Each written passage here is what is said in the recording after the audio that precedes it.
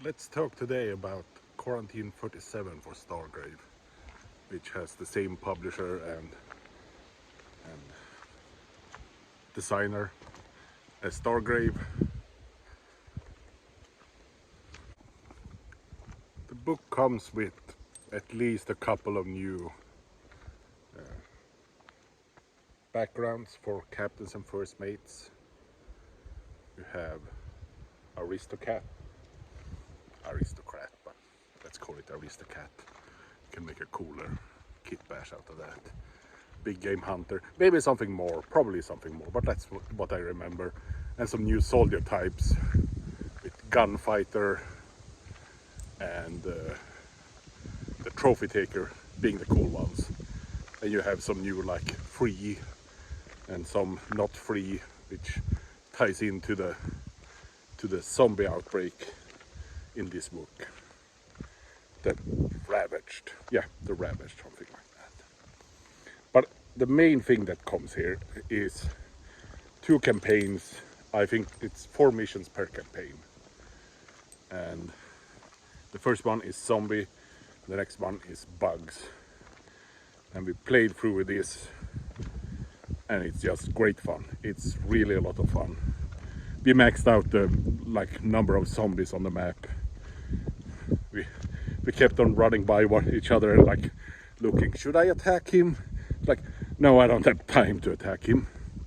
I'm just gonna keep on running from the zombies because you had a big horde coming in from all angles.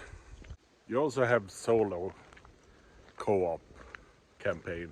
I haven't explored that at all. You can do that on your own. But just the narrative campaigns, we adjusted all the scenarios a little bit like how we wanted because we like it harder, so we made them harder.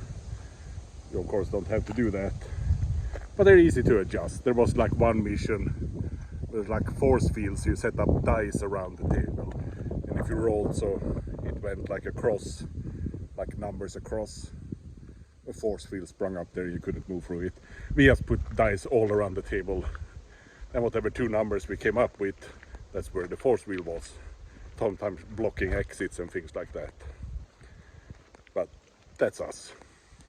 We also made a small house rule. If the crew survived, the campaign 4 missions, they got to bump up a stat. You only get to bump up a stat once, but just to give them some progression. I don't think they're gonna become too powerful in this game, from what I can tell. But it's just, fun. Give them a bit of flavor. This is Steve. Steve is now faster, or something. That's also something we adjusted with some of the house rules I talked about in the previous video. I should probably mention too that the PDF is really heavy. It's bigger, not size page-wise, but it's bigger than the core rule book. I don't know if that is because of the art or whatever. So opening a page especially takes a little while if you have a slower iPad like I have and have it on an electronic.